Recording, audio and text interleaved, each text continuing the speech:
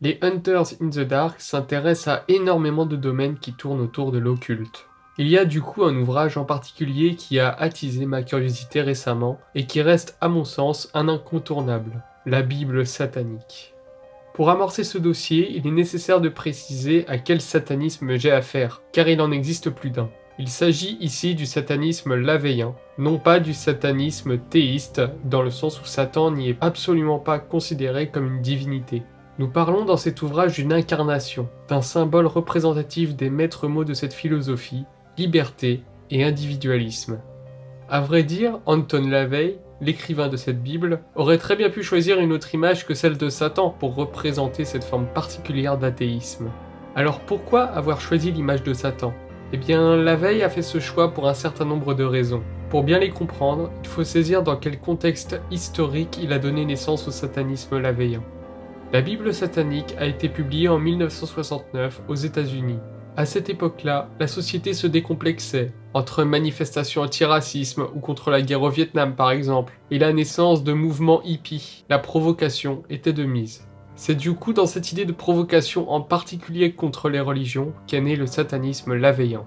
L'ouvrage de LaVey, au-delà d'être un livre religieux, est avant tout un essai qui présente une philosophie de vie basée sur l'individualisme, sur l'indulgence à l'égard des plaisirs et désirs sans tabou, et ce sans commandement que les autres religions imposent. L'idée est de ne pas appliquer de contraintes avec des dogmes qui iraient à l'encontre de la satisfaction et du bonheur personnel, le tout dans le respect d'autrui.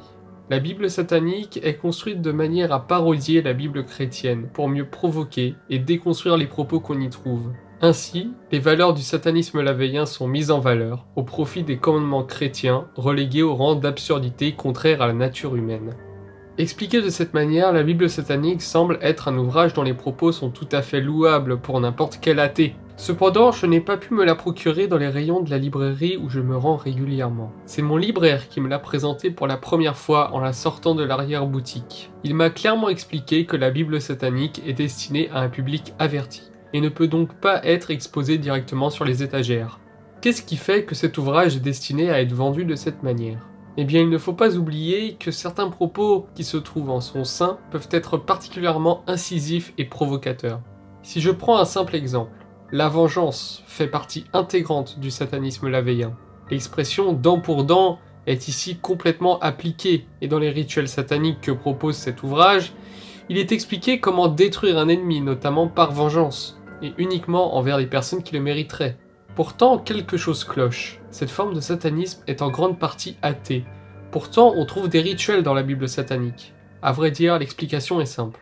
Il s'agit de combler un certain besoin spirituel de certaines personnes. Encore une fois, pour satisfaire un désir.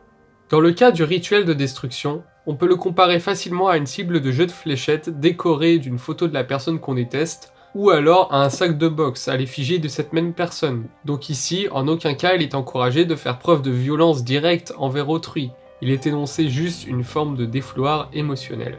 Après, comme pour toutes les religions, rien n'est tout noir ou tout blanc. Il y a certains extrêmes, clairement malsains, rien que dans les écrits de cette Bible satanique. Il est toujours important de prendre du recul face à ce genre d'ouvrage, que ce soit la Bible chrétienne, le Coran ou autre. Je pense, de mon côté, que tout n'est pas à jeter.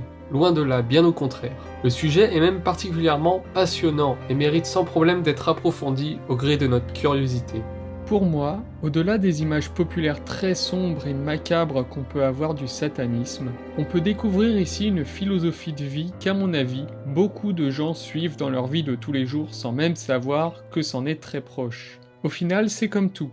Chacun décide de vivre de la manière qu'il le souhaite. Chacun croit en ce qu'il veut, tant qu'il ne nuit à personne. C'est une de nos libertés fondamentales, une liberté qui se doit d'être absolument préservée. Fin du dossier.